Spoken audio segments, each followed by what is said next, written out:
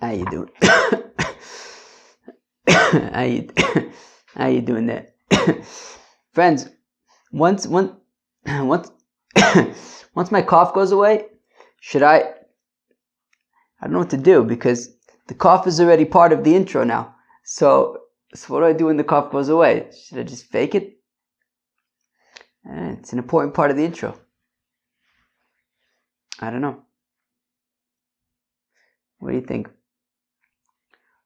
It's an important part of the intro. Alright, where are we? Alright, we're going to start on Daf.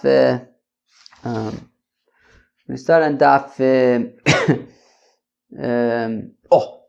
Yudal Vase. So, I got so flustered. Chevre, welcome back to Babylon Talmud. Today we're studying Daf Tezvav, Daf 15, Masechta BavaKama. Friends, your friends. We're going weiter in kind of this Mishnah that we got to towards the end of the Daf yesterday. Oh, wait, do I need to, did I do that already? Oh, good. So yeah, we're going weiter on this like kind of bitty Mishnah, and we're going to get up to the next Mishnah actually today, shall we? Yeah, okay.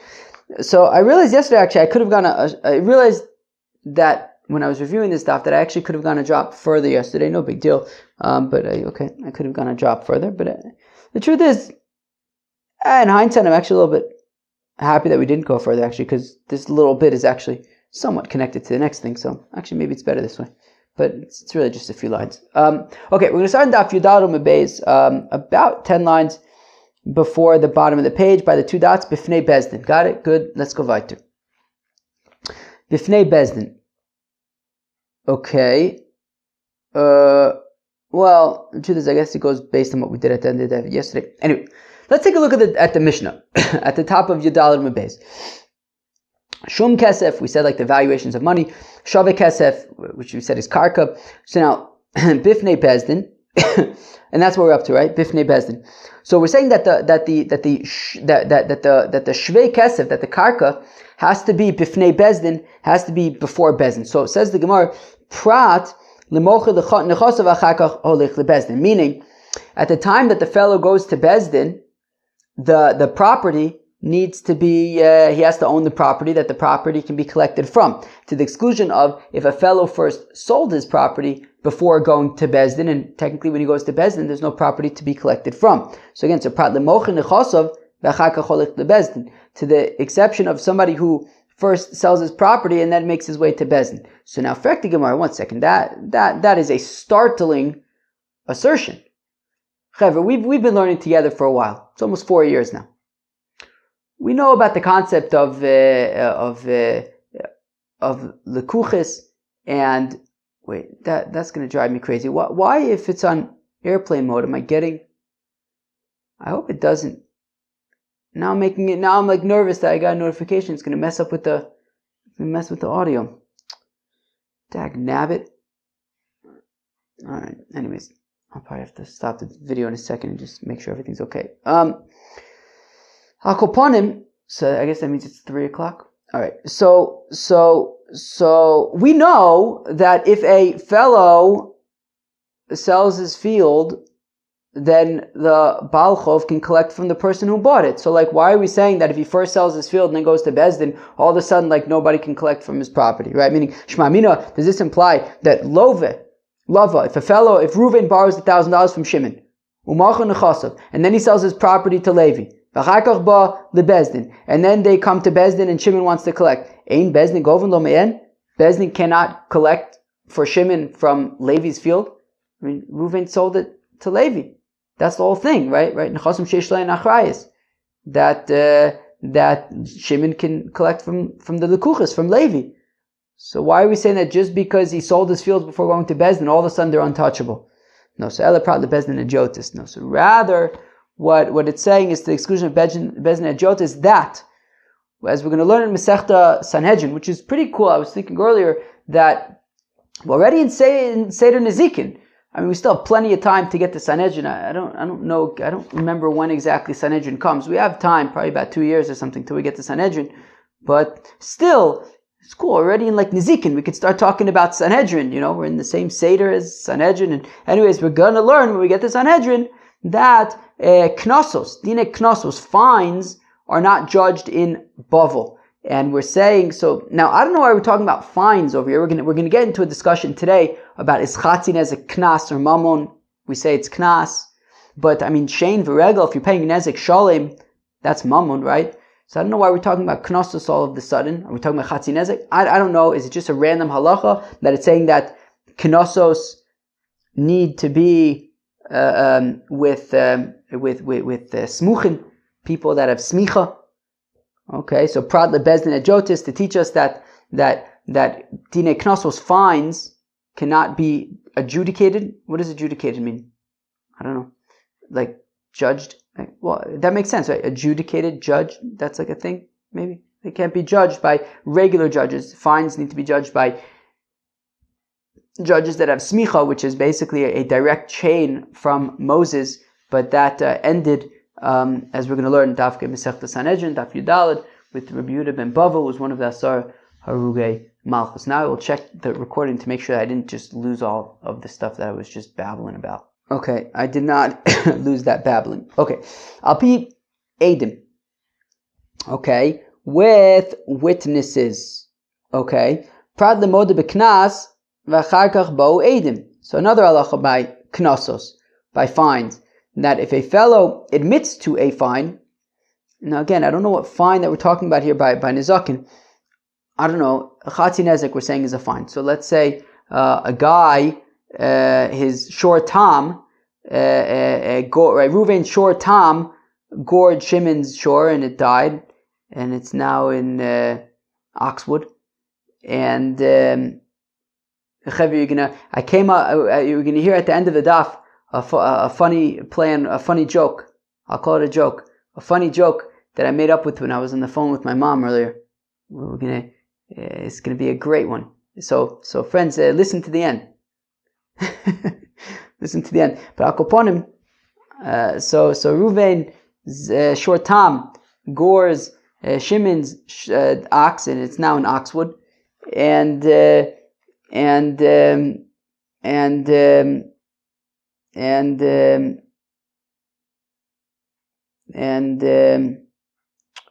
it's now in Oxwood. It's really snap back into it. Snap back into it. What are we doing? Oh, okay. So now Reuven owes Chatzi Nezek half damages to Shimon, right? So now if we assume that a knas, that Chatzi Nezek is a knas, as we're going to get to soon. So if Reuven admits that his shor tam gored Shimon's shor, so then Mod B'Knas is potter. He shouldn't have to pay the Chatzi Nezek. So now we're saying prat, so Al Pi Eidim, based on witnesses, prat, to the exclusion of Mod B'Knas, that if Reuven admitted it, V'achar kach bo Eidim, and then the witnesses came, show potter. In that case, he's going to be potter from paying the Chatzi Nezek. So now, Honich L'man Da'amar Mod B'Knas V'achar kach bo Eidim potter. So that makes sense if that's taka how you hold. That a fellow who admits to a knas, and then witnesses come after that, he's potter. So then, Beseder, but El Mando Omar, Mod B'Knas V'achar Bo Edim Chayiv. But if you hold that a fellow who admits to a knas, right, he admits that his shor tam gored somebody else's shor, but then witnesses come and testify about it, so he's nonetheless chayiv to pay the knas. Well, then Ma'ikal Megmar. So then, what is Al Pi Edim coming to teach us then? So Sefer Yitztrichle, we need it for the Sefer, that meaning that when we talk about Al Pi Eidim, if you continue in the Mishnah, it says B'nei Chorin u'B'nei Bris, that the witnesses need to be free as opposed to Avodim. They have to be B'nei Bris as opposed to Ovdei Kochovim. B'nei Chorin lemutei Avodim, B'nei Bris lemutei Ovdei Kochovim, as I just said. U'Tzricha, and we need to exclude both Ovdei Kochovim as well as Avodim. Di Yashminon Eved, if we only exclude Avodim from being witnesses, Mishum de'ein lo yachas, because avodim don't have any familial relations technically with their family, right? Okay, fine. Aval, but nachri diyesh lo yachas, but an Oved Kochavim who has yachas, he has family relations halachically. Emalo, I would say that he would be able to be an aid. V'yashmeina nachri, and if we say that a nachri is not allowed to be an aid, mishum d'lo shaykh b'mitzvahs, because a nachri, an Oved Kochavim, is not chayiv in any mitzvahs. Aval, ooh. Okay, I gotta remember to do that. Okay, how am I going to remember to do that? I know how I'm going to remember to do that. I know how I'm going to remember to do it by doing this. That's how I'm going to remember to do that. Okay. So then, Haval Eved, but in Eved, the Shaykh b'mitzvahs, who an Eved, of course, is chayiv mitzvahs, just like an isha, just like a woman is chayiv mitzvahs. So emalos, I would say that maybe he is allowed to be a tzricha. Therefore, we have to say that both in Eved as well as in Ovid Kochavim cannot be witnesses. V'anoshim b'chlal nezek, and women are also shaykh in the nezek. Now, my understanding is that basically all aspects of nezek, if a woman's shore gores, if a woman gets gored, or a woman's shore gets gored, all aspects of nizakin, women are shaykh. V'anoshim b'chlal nezek, minarmili, how do we know this? Amar Rav Yehuda, Amar Rav, says Rav Yehuda, Amar Rav, Chintana d'ver b'shmol. So I can tell in this message of b'shmol, Amar Kra, that the pasuk says, Ish, o isha, a fellow or a fella, ki yaisu mikol chatos, who will do any of the chatos. Now that's in the context of Shvuas HaPikadon, where there's a chiyuv oshum. So Yishva'akos of Isha le'Isha chol onshin shebatorah, that we compare, right? Isha o Isha kiasu mikol chatos. So mikol chatos. So fellows and fellas are equal when it comes to all punishments. All right, now fine, okay. Everyone's equal when it comes to punishments. The verb Elazar, Tana was taught by this mention of Elazar. Ve'ela mishpatim asher tosim lifneim, that these are the laws, the statutes that you shall place before them. Hishva'akos v'isha le'isha chol dinin shebatorah, that fellows and fellas are equal when it comes to judgments, right? Halachis. Okay, financial matters. V'chizkiya v'Yosei Glili Tana, by the mention of Chizkiya and Rabbi Yosei Glili. I don't know what that means. Was it their joint base medrash? Let me look that up. I meant to look it up. So maybe like their separate base medrashes that Chizkiya's base medrash, Rabbi Yosei Glili's base medrash, they taught a brayse. Omer Kol, the pasuk says vehemis ish o isha, that it says by a shormud, that if it kills a fellow or a fellow, hishva'akos isha leish l'chomisos shebatorah. Okay, all things death related, fellows and fellas are on equal footing there. Okay, so we see that by all these things, fellows and fellas are equal. And we need all three examples. We need by Shvuas HaPikadon, we need by Eila Mishpatim, we need by Shormud, because if we would only have by Shvuas HaPikadon, where a person is chayiv a korban osham, we're saying that a fella is also chayeves a korban osham, hasam hu dechas rachmano Allah kiechit tehavi like la kapar. We're saying fellows and fellows are equal when it comes to Shvuas HaPikadon, i.e. when it comes to korbanis, because through a korban, like a korban ashram, a korban chatas, people by offering these korbanos get atonement, get forgiven. And therefore, women also want to be forgiven, also deserve to be forgiven. So therefore, they're shaykh to korbanis. But aval dinin, when it comes to financial law, ish debar masu matan in, Ishalo. So maybe I would think that men who are out doing business, so they are shaykh to these halachis, but maybe women are not shaykh to these shayachos, to these mitzvahs. V'yashminun dinin, and if you would only have the to say that fellows and fellows are equal when it comes to financial laws, ki echid tehavei law chiyusa.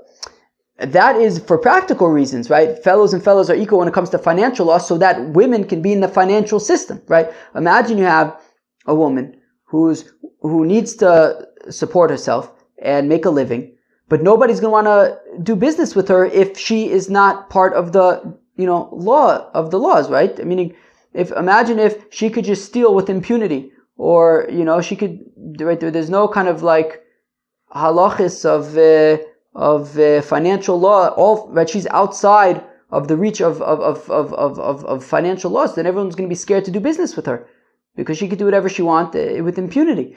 So it's in her own. So therefore, the Torah says no, she's also shaykh to financial law, and that way people will be willing to do business with her because they know that the same that they're all operating within the same protections.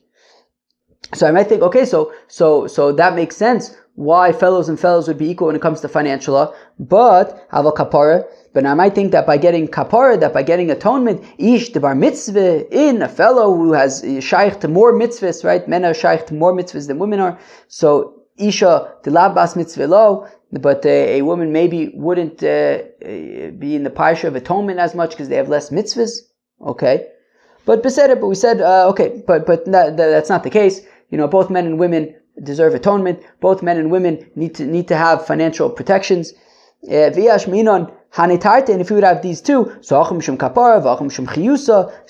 by the korbanos, as we said, because of atonement, and by the financial matters, so that they all have the same financial laws. But I might think that by halachas of misa, so ish de bar mitzvah l'shalim kofer. So for example, it says in the pasuk by a shor muad that if a fellow's shor muad kills another fellow, so you have to pay kofar. You have to pay a certain payment for the life that was that was taken. So I might think that dafka applies if the person killed was a fellow who has more mitzvahs to do and can no longer do those mitzvahs because he's in Wellwood. And the very strict at Wellwood, they say nobody's allowed to do any mitzvahs, and everyone's basically stuck. So the shalim kofar. So maybe you only pay kofar if a fellow is killed, but maybe not a fellow. Isha lo, but not a fellow. Okay, so we say no. All the things related to death apply to fellows and fellas.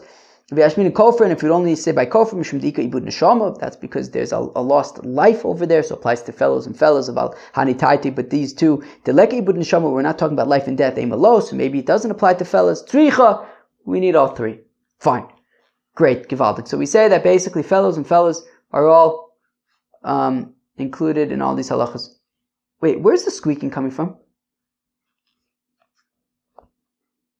It's coming from the chair? Or from the book? Now I can't get it. I can't tell. If it's a book, there's not much I can do about it, but if it's a chair, I can get a different chair.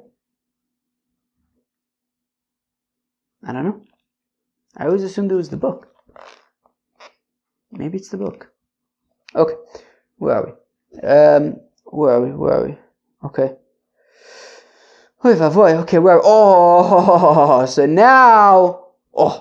now we get to the real meat of today's daf. Maybe I'll swap the video right now. So now we get to the real meat of today's daf. As I said, we are going to discuss the sugya of chati nezek, palganiska knaso or palganiska mamonu. When Ruvain's shor tam gores Shimon's shor, so Ruvain, because it's a short time, Ruvain needs to pay half damages. Chatzi nezek. The question is that considered a knas or is it considered mammon? And we're gonna explain why you might think one way or the other right now. So Itmar, it stated palganizka when it comes to chatzi nezek. Rav Papa Omar mamon, Rav Huna Breder of Yeshua Omar knaso. Rav Papa says the chatzi nezek is mammon, whereas Rav Huna Breder of Yeshua says chatzi nezek is knas. Here we go. Rav Papa Omar mamona. Rav Papa says the chatzi nezek is mammon. What does that mean? Look, kasavar that Rav Papa holds, stam shvarim lav b'chezkas shimur kaime, that stam in ox is not very benevolent, is not very chilled out like you and me. An ox gets excited, and when it gets excited, it does damage. So by default, an ox is a damager, and therefore, even if it's a short time, even if it doesn't have a history of damaging, nonetheless, when it does damage, we say, oh, well, that's no surprise. And really, Ruvain should have to pay for all of the damages. His ox just damaged. That's expected. It did it. He's chayav to pay for it. But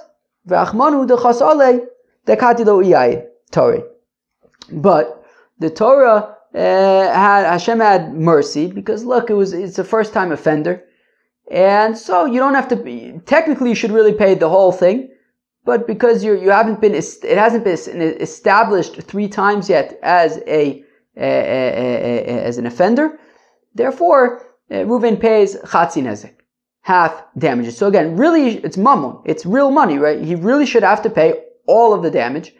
But because he's not yet a shor muad, he pays half. The Torah took it easy on him. Had Rachmanis. Ravuna Breda Vishua, Amar Ravuna Breda Vishua says fakert. Knasa. That Chatzi Nezek is merely a fine. Because Kasavar Stam Shvarim Bechezkas Shimur Kaime. The Ravuna Breda Vishua says, look, by default, an ox is a pacifist. An ox is a pacifist. An ox is a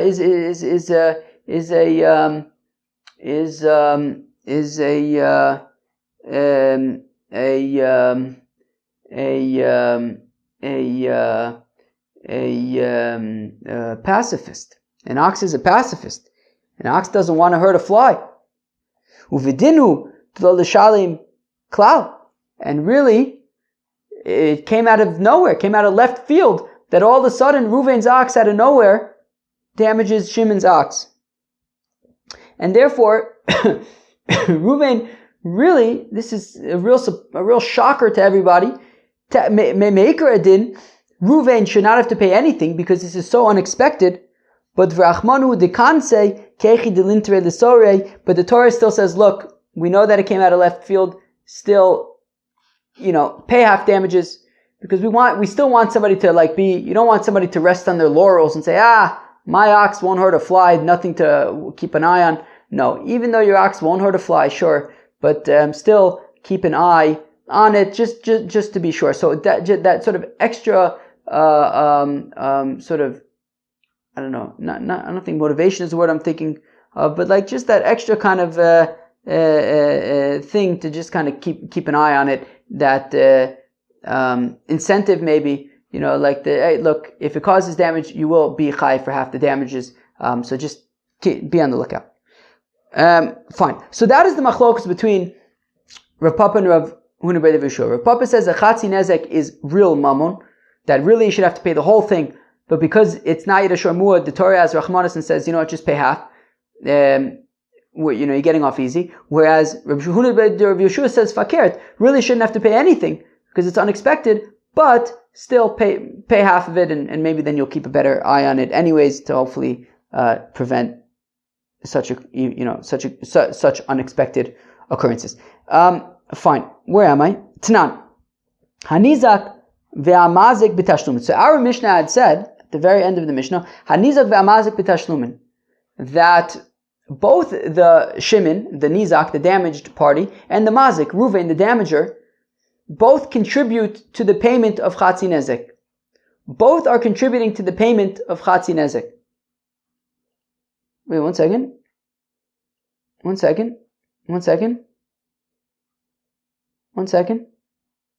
Maybe that whole Mishnah is Davka talking about Chatzi Nezek, which would answer why we were talking at the beginning of the Davka about Knossos, because we're going to say Chatzi Nezek is a Knas, like Rav Yeshua. Maybe that's why we're talking about Knossos in this Gemara. Because over here also, when we're saying Anizak v'amazik b'tashlumin, we seem to be assuming that it's talking about Chatzi Nezek. So maybe the assumption is that the whole Mishnah is talking about Chatzi Nezek. Okay. Was there an implication from the previous Mishnah that we're Davka talking about like Chatzi Nezek and Karen and stuff like that? Well, maybe, because the previous Mishnah ended Hanizak Kshezik Chavamazik Sham Tashlumin Nezek B'Meitav Haaretz, and according to Shmuel, we had said that's Davka talking about Karen, so maybe this kind of continues with Karen, short time. So Anizak v'amazik b'tashlumin. So the Mishnah has said that both the Mazik and the Nizak contribute to the Chatzi Nezek payment. Now, this makes sense if you say Chatzi Nezek mamona. If you say Chatzi Nezek is mammon, which means that really Reuven should be on the hook for 100% of the payment, but because it's not yet a shor muad, we say, you know what, even though Shimon is really owed all, let's say Shimon's shore was worth 200 zuz, and it's now an oxwood, so really Shimon is entitled to 200 zuz, make your adin. But look, because it's not, Reuven's shore is not yet a shor muad, it's a shor tam, we say, you know what, even though you should have to pay 200 zuz, 100 zuz is enough. So then both Ruvain and Shimon are basically contributing to the Chatzi Nezek. Ruvain is paying 100 zuz, and Shimon is forfeiting 100 zuz. So both are contributing to this Chatzi Nezek payment. But if you say, Pagan is a knasa, if you say it's a knas, like Rav Huna bar Yoshua, and as you're going to see, we're going to ask all sorts of questions on Rav Huna bar Yoshua, but nonetheless, we're going to end up passing like him. But if you say it's like Rav Huna bar Yoshua, that it's a knas, which means that really, Shimon is owed nothing. He should be grateful that he's getting half. Well, and that's the case, Ruvain's contributing all of it, Shimon's not contributing any of it. Right, so again, right, so Tanana Nizak v'Amazik b'Tashlumin, the Mishnah says that both the Shimon and Ruvain are contributing to the Chatzi Nezek. B'Shlam l'man da'amar palga nizka mamona. So this makes sense. If you say palga nizka mamona, and really Shimon should be receiving 200 zuz, but he's only receiving 100 zuz. So I forget the word I was thinking before, but he's basically waiving half of it. So Hainu, what's the word I'm thinking of? He's I think it started with a D. I don't know. Anyways, Hainu d'shayich nizak b'tashlumin, right? So that in that way, forfeiting, I think is actually what I was thinking. It does not have a D, but I think it's forfeiting. So he's basically forfeiting half of what he's owed, and in that way he's contributing to the Chatzi Nezek. L'man da'amar palga nizka knasa, because Rav Huna bar Yoshua says a Chatzi Nezek is a knas, which means that really Shimon is not owed anything, and Ruvain is, paying him 100 zuz, even though he's owed 0 zuz. So Hasha Delavdide Shakil, he's basically taking 100 zuz that technically speaking doesn't belong to him. It's not owed to him. B'tashlumin isay. So what do you mean that he's contributing something? He's not contributing anything. He's just, he's just receiving 100 zuz that technically don't belong to him. So but even, so answers the Gemara, you can even say it's like a Rav Huna bar Yoshua, you can even say that it's a knas, but still, what is Shimon contributing? He's contributing that, as we know, that the difference between Shimon's ox's carcass, right? If the carcass is worth 50 shekels, so then Ruvain only receives Shimon only receives the difference, which is 150 shekels. Now, if between the time that that Shimon's ox was killed and the time that it got evaluated in Bezin for how much the carcass is worth, it went down in value, so then that's on Shimon. So in that sense, Shimon is contributing the pachas nevela, the depreciation of value. So yeah, the Chatzi Nezek that he's receiving from Ruvain, he's not forfeiting anything or contributing anything, but the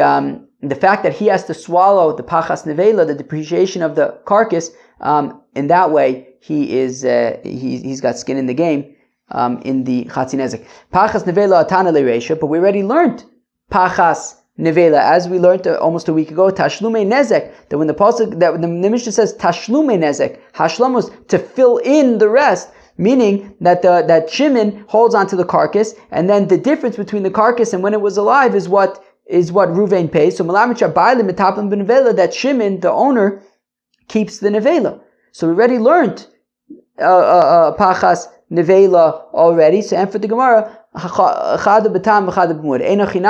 we learned it twice because over here we're talking about a short tam, pachas nevela in the context of Chatzi Nezek. And previously, when we learned about pachas nevela, it was in the context of a shor muad utzricha, and we need to teach pachas nevela both by a shor tam as well as a shor muad, because the ashminon tam, that if we would only know about pachas nevela in the context of a shor tam, mishum da'akati lo iyai. Look, Ruvain's ox was not a shor muad; it was still a shor tam. So let's take it easy on Ruvain, and Shimon has to forfeit the pachas nevela. Avamud, but if it's a shor muad, that Ruvain's ox had already been warned 3 times, well then, come on, why should Shimon have to suffer the pachas nevela? Ruvain should have to cover it. So Eimalo, I would say that Shimon wouldn't have to cover it. V'yashmina muad, and if I'd only have the case of muad, that Shimon has to swallow the pachas nevela, mishum de kamishalim kule, because look, Ruvain's already paying for the whole value. Shimon could take care of the pachas nevela.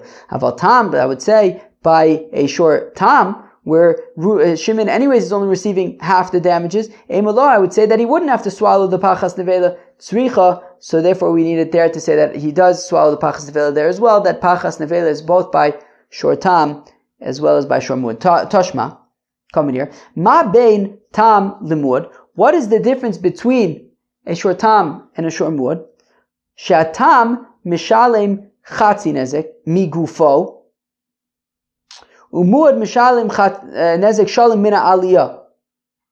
The difference between a shor tam and a shor muad is that the chatzi nezek payment is paid from the body of the damaging ox, whereas the nezek shalem by a shor muad is paid even outside of the body of the damaging ox.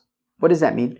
It means, as we learned the other day, that when it comes to chatzi nezek, when Ruvain has to pay Shimon half the value, right? So for example, if Ruvain's shor is 100 zuz and Shimon's shor is 200 zuz, so then the chatzi nezek would be, the chatzi nezek of Shimon's shor is 100 zuz.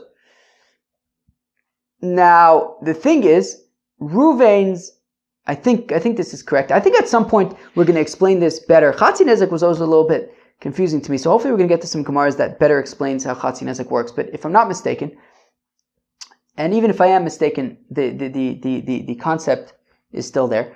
But if I'm not mistaken, so then we take a look at Ruvain's ox, which is 100 zuz, and then we take half the value of that, which is 50 zuz, right? So basically, Ruvain only has to pay a max of 50 zuz. So even though Shimon is owed 100 zuz, because Shimon's ox was 200 zuz, and half damages is therefore 100 zuz, but because Ruvain's, right, Shimon's ox was 200 zuz, it got damaged, it got killed, so now he's owed 100 zuz, but Ruvain's ox is only sachakol worth 100 zuz, and chatzi nezek of his ox would be 50 zuz, so he only pays maximum 50 zuz. Now, if Ruvain's ox was 200 zuz, and half of that is 100 zuz, well then Shimon would get paid the whole amount. So the point being that the chatzi nezek payment that Ruvain owes Shimon is calculated within the context of the value of Ruvain's ox itself, not any more than that. Whereas that's not the case when it comes to nezek shalim, right? If Ruvain's ox was a shor muad, and he gores Shimon's ox, and now Shimon's ox is an oxwood, so then Ruvain pays half damages no matter how much it is. You know, if Shimon's ox was 1,000 zuz, and now he owes Ruvain needs to come up with that 1,000 zuz, I don't care how. Okay, fine. So Tashma, ma ben tam limud. What is the difference between a short tam and a short muad? Shatam mishalim chatzi nezek migufo. That the chatzi nezek payment that a short tam pays, or the owner of the short tam pays, it's within the context of the value of Ruvain's shor itself. Umuad, when it comes to a shor muad, mishalim nezek shalim min aliyah, he pays nezek shalim from wherever he's got to pay it from. You know, that full value, the full damages must be paid to Shimon. Vim Isa. Now, if Rav Huna ben Yeshua is correct that chatzi nezek is a knas, there's some noise outside. I think my neighbor might be watering my plants. Can't really get upset at my neighbor for watering my plants. I haven't watered my plants in years. She does it. I don't know why. I don't know exactly why, but she does it, and I don't complain. So where am I? So Shisham Mishal Chatzi Nezek Migufa Muad Mishal Nezek. Okay, Vim Isa. And if Rav Huna ben Yeshua is correct that Chatzi Nezek is a knas, well then there's another difference between Chatzi Nezek and Nezek Shalim. Lesni Nami Ha. Also say the following. Of course, Mode B'Knas, we know Mode B'Knas is Potter. So Tam Einu Mishalim Api Atzmo.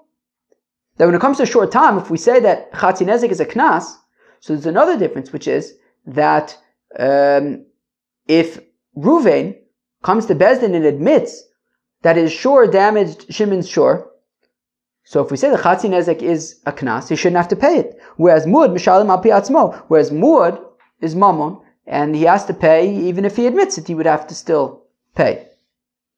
He would still have to pay.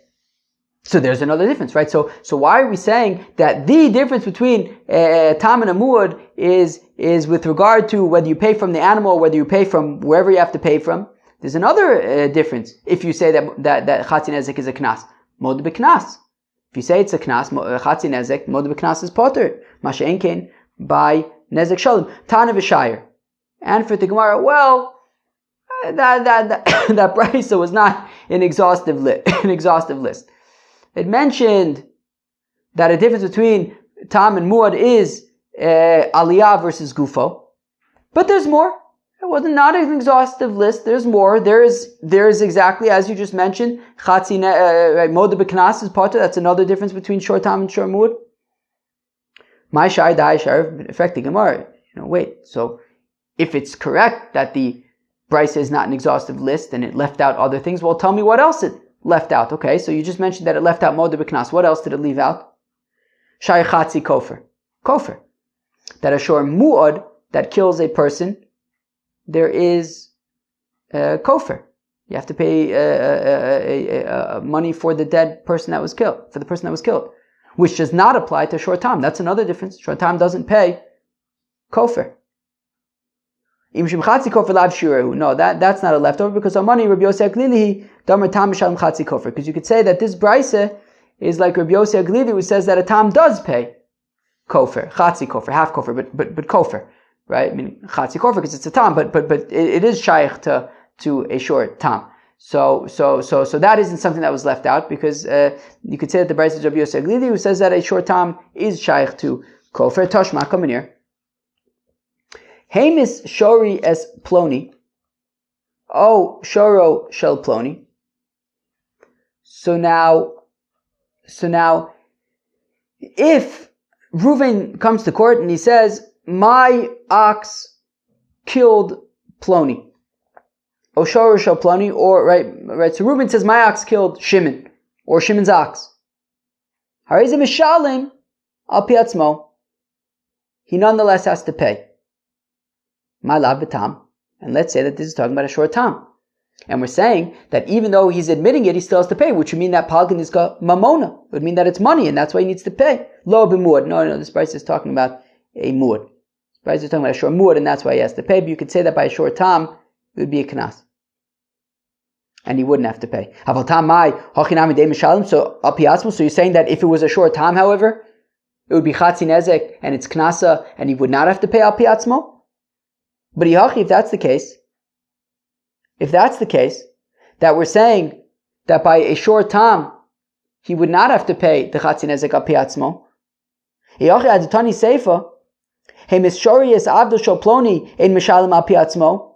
That in the seifa of that brisa, it says, now, if Reuven's ox kills Shimon's eved, and he comes and he admits, and he says, my ox, Reuven comes to Bezin and says, my ox killed Shimon's eved, he would not have to pay, because the 30 shekels that he would owe Shimon is a knas, and moda b'knas is potter. So in the sefer, when we're mentioning in a scenario in which Reuven would be moda b'knas and it would be potter, well then why don't we also mention the scenario that we just mentioned, which is if it was a short tam, also it would be moda b'knas is potter. Let's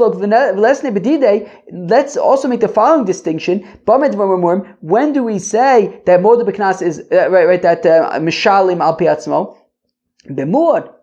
When Reuven's shor is a shor muad, aval b'tam. But if Reuven's shor was a shor tam, eino mishalim al piatzmo, he would not be mishalim al piatzmo because moda b'knas is potter. Meaning, if you're going to say that moda b'knas is potter, well then we have that brisa. All we're saying is that he is mishalim al piatzmo. That if Reuven comes to Bezin and admits that his ox killed Shimon's ox, let's say, so he would still have to pay. And then we're saying, well, that's because it's a shor tam. And then we're saying when it comes to an eved, if he admits that if Reuven admits that his shor killed Shimon's eved, he wouldn't have to pay because moda b'knas is potter. Why don't we also then mention that? And if Reuven's shor was a shor tam and he admitted that he killed Shimon's shor, also there he wouldn't have to pay because moda b'knas is potter. From the fact that we don't say that, it implies that pagan is kamamona. and he would be chayiv to pay. No, kula b'muad kamari. No. The entire brisa is talking about Ashur Muad. It's simply not talking about Ashur Tam. So by Ashur Muad, we're saying that if Reuven admits that his shor killed Shimon's shor, he would be chayiv to pay because we're talking about Shor Muad, and it's not a knas. And also, if Reuven's shor Muad killed Shimon's Eved, also he would be potter because the 30 shekel payment is a knas, and if a moed b'knas is potter. We're simply not talking about shor tams in that brisa. Tashma Kamanir, Ze'aklav. This is the rule. Kol Mashalim Yoser al Mashahizik. Whenever a person needs to pay more than what he damaged, and Rashi says that's, for example, if Reuven's shor kills Shimon's Eved, right? So we said that, right, the payment that he needs to pay is a 30 shekel knas, which means that Maker then he doesn't have to pay anything, but he does pay a 30 shekel knas. So if Reuven admits that his shor killed Shimon's Eved, then he would not have to pay because Modeh b'knas is potter. And we're saying Davka when he has to pay, right? He says Kol Mashalim Yoser al Mashizik, when Reuven has to pay more than what he damaged. My love, Pachos Mashizik Mishalim, implying that in a situation where it's less than what he damaged, for example, a shor tam and chatzi nezek, so low, so then it doesn't apply, right? Meaning when he pays more, Modeh b'knas is potter. When he pays chatzi nezek, even if he admits it, he would still have to pay because chatzi nizka mamona. Wait, what?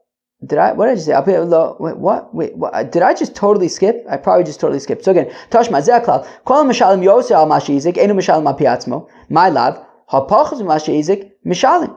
Implying, oh no, I think I did read that, right? That if he's paying Chatzi Nezek, then he does have to pay al Piatzmo. Lo, Hakam Mashizik Mishalim. No, the implication is, when you have to pay more than what you damaged, then you would not be mishalim al piatzmo. But if you're paying exactly what you damaged, i.e. nezek shalim, then you would be mishalim al piatzmo.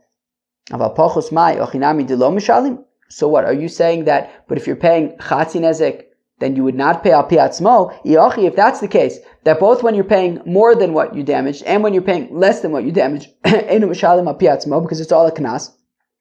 If that's the case, Adatani Ze'aklal Kol Mishalim Yoser Amashizik Einu Mishalim Apiatzmo. Well, then instead of saying that, well, when you pay more than what you damaged, you do not need to pay based on your own admittance. Well, how about this? Lesni Ze'aklal Kol She'einu Mishalim Kimashahizik. Say that, well, in any scenario where you're not paying the exact things that you damaged, for example, in Eved, for example, then Chatzi Nezek, Dimashma Pachus Umashma Yoser. Which would then imply whether you're paying more, whether you're paying less, you would not be mishalim al piasmo because Modeh b'knas is potter.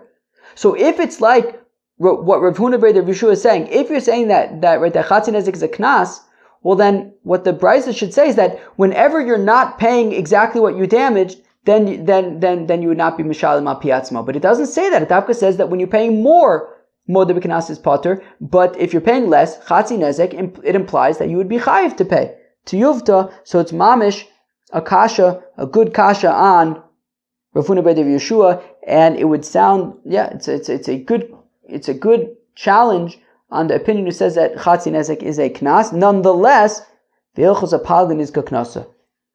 A certain plot twist. Nonetheless, we say that Chatzi Nezek is a knas. Now the Gemara is flabbergasted. I don't understand. We just asked a kasha in unretortable, in unanswerable kasha against the opinion of Huna Bar Rav Yeshua, against the opinion of Chatzi Nezek Knasa. And yet we're saying that the halacha is that Chatzi Nezek is in fact a knas? Yes, we are. Because Taima Mai Havyot Yuvta Mishum de lo katani kmo shehizik. What was the whole kasha that was the knockout, supposedly against Rav Huna Bar Rav Yeshua, against saying that Chatzi Nezek is a knas? The knockout was because it said that only whenever you're paying more is Modeh b'knas potter, implying that whenever you're paying less, it would be chayiv, i.e. palgan is kamamona. I'll tell you something. Lo psikalei. The Brisa was unable to write the suggested text. The Brisa was unable to write that whenever you don't pay the exact amount, Moed b'knas is potter. The Brisa was unable to say that. The Brisa had to specifically say that whenever you're paying more than einu mishalem al pi atzmo, because it isn't global, it isn't 100% across the board that whenever you're paying chatzi nezek, einu mishalem al pi atzmo, because we're about to see an example of chatzi nezek being mamon, because came the ika chatzi nezek tzroris. Specifically, if an ox is walking and it kicks up, some rocks and it does damage, the hilchasa gmirla that there's Allah l'mosh misinai in that context, the mamonahu, that in that case it's actually mamon. So when it comes to an ox goring, that chatzi nezek is in fact a knas. But there's another example of chatzi nezek of tzroris. If an animal kicks up rocks while it's walking and causes damage, it would be chatzi nezek, and that is Allah l'mosh misinai, that it's mamon, it's not a knas. And therefore, the Brisa could not say that whenever you're not paying the normal amount, the regular amount, then einu mishalem al pi atzmo, then you would always be, moed b'knas would always be potter, because that's inaccurate, because you have chatzi nezek tzroris, which is not the regular amount, and you would be chayav because it's mamon. Therefore, the only really 100% accurate thing that it could say is that whenever you're paying more than what you damaged, einu mishalem al pi atzmo. Now, when it comes to paying less than what you damaged, if it's chatzi nezek of keren, so then einu mishalem al pi atzmo because it's a knas. But if it's chatzi nezek tzroris, then you would be mishalem al pi atzmo because it's mamon. Mishamachi lo katani. That is why the Brisa does not say that whenever you don't pay the regular amount, you're potter, because that wouldn't necessarily be true. Now that you say that chatzi nezek is a knas, now that you say that chatzi nezek is a knas, so I kalba dochel imre, a dog, a hund that ate a sheep, vishunur de achla tarnagol, or a cat that ate a chicken, mishunahu, that is abnormal. And if it's abnormal, then it's basically keren, and therefore it's chatzi nezek, and therefore it's a knas. So v'lo magbinam b'bavel, as we mentioned earlier, it would not be able to be collected in bavel, because in bavel there's no smicha, there's no smuchin, because ain't somchim b'bavel, we don't do smicha in bavel, we don't do smicha in Eretz Yisrael. So din knasos, which requires smuchin, as we mentioned, expert judges, as we mentioned at the beginning of today's daf. So we would be unable to collect chatzi nezek in bavel. Now that's only if the dog eats a big sheep or the cat eats a big chicken. If it's a small sheep or a small chicken, well then that is normal and it's nezek shalim and it would